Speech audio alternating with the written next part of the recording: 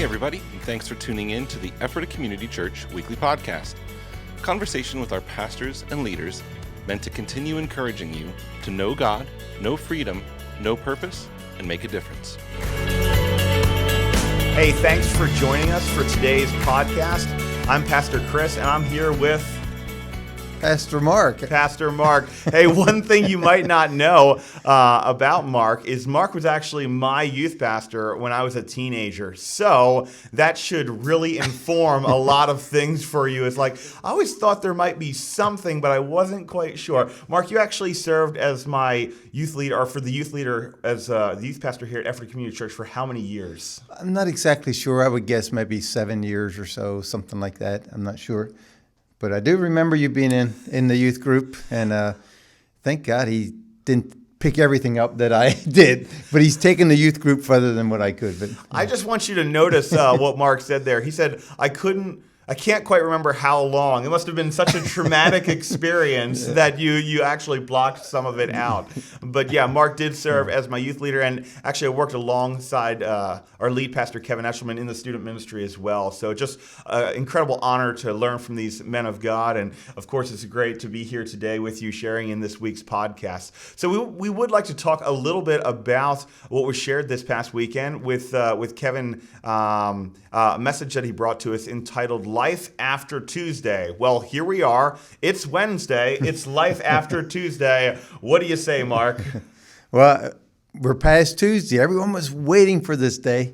But you know, I was mentioning this to Chris earlier, that we can put anything in that life after whatever. You know, we can put our hope in so many things. We can put our hope in vacation. We got to have vacation. Yeah. You know, so we have our hope in that if we go on vacation, we could finally get back to normal and rested and all that. And we come back from vacation tighter than we were before, and we realize that wasn't the answer. Yeah. You know, or in a new car or in a home or whatever. Yeah, we have a lot of events in our life that we oftentimes look forward to and think, like, once I get there, my life will actually change. Or once this happens, God will do something significant. So this is a significant life after moment for this congregation and for our country. Yeah, it is.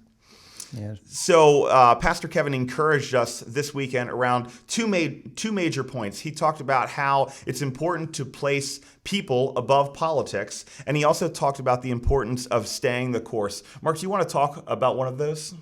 Yeah, I think it's very important that we keep staying the course, because no matter who gets in as president, we still gotta connect with people. We still gotta disciple people. We still gotta call people to walk with God. So, you know, it's easy to put our focus on other things, but we got to stay the course. That's where God has taken us. Yeah, and as of Wednesday morning, we are still staying the course as a result of this election. We don't know who won. We continue to pray for the country. So when we say stay the course, one of the things that we mean here at Ephrata Community Church is that we really believe that we need to connect with God, that God is the source of life for us, and connect with other people. So our tagline here at ECC is connecting you with God and others.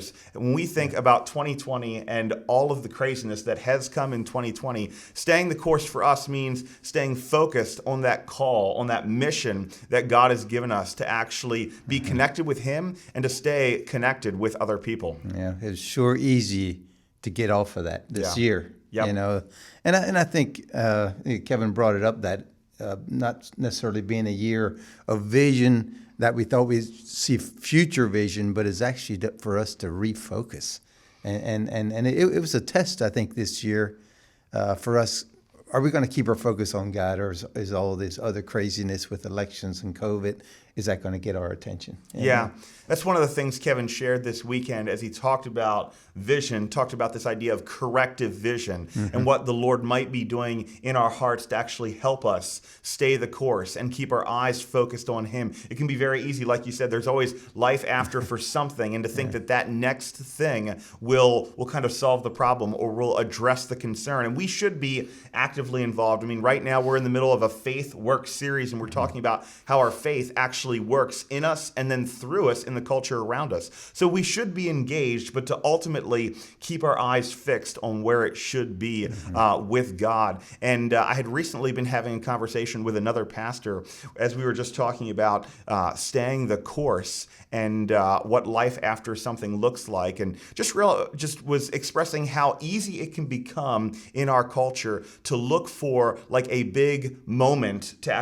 for something to change, whether it's an election cycle or maybe it's a large conference or a large prayer gathering, and we're always we tend to put our faith in those large moments and think, well, if we can just get something to happen here, then everything will shift and everything will change. And while I do believe that there are moments where God chooses clearly to do things, I think God is building a movement of people who are choosing obedience every single day. They're choosing to love the Lord with all their heart, soul, mind, and strength. They're choosing to love other people as themselves. There's that scripture in Matthew that Kevin spoke from this past weekend.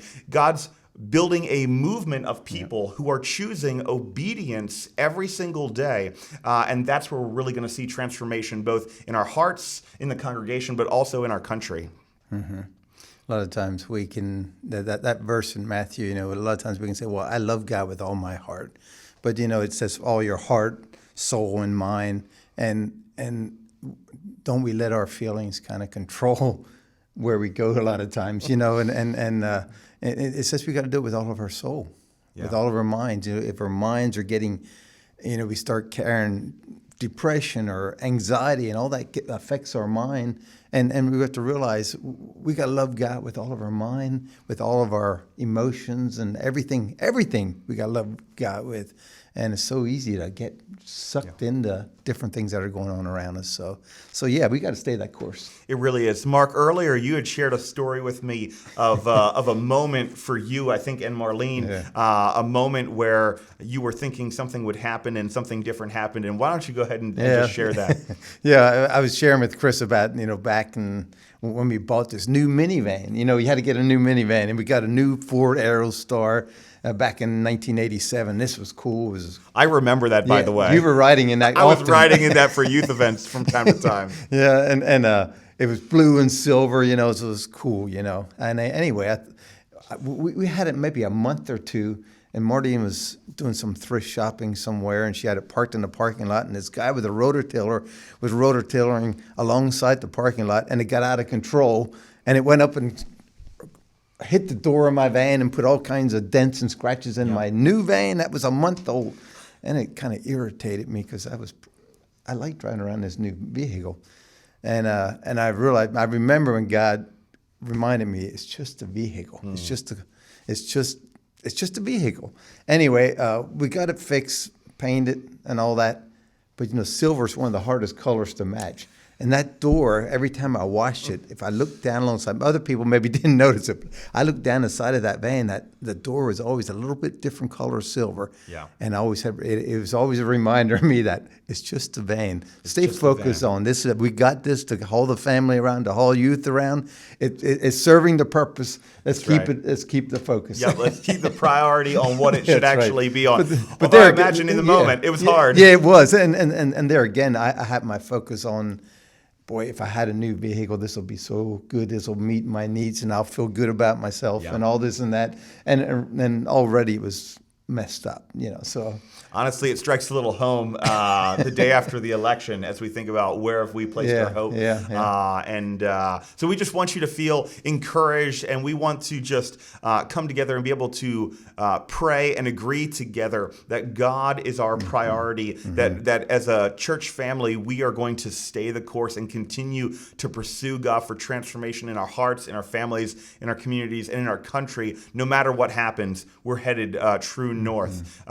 We'd actually received a number of prophetic words that Kevin shared about this past weekend on that True North message, and I won't go into an explanation of that. For that, you're going to have to kind of watch the weekend from this past or the service from this past weekend. But there was a second thing that Kevin was encouraging us to consider and think about in his message, Life After Tuesday, and that was this idea of people over politics. Yeah. So I thought that leading up to the election, that was going to be the season where we were really challenged with, I need to place people over politics. Yet here we are after the election, and I feel like this is still a priority for us. What do you think, Mark? Yeah, so often we can just think that we know it all. We got the right answers, and there's people around us. I remember working with a guy that had different opinions on some scripture and doctrines and stuff, but we became best friends even though we thought differently.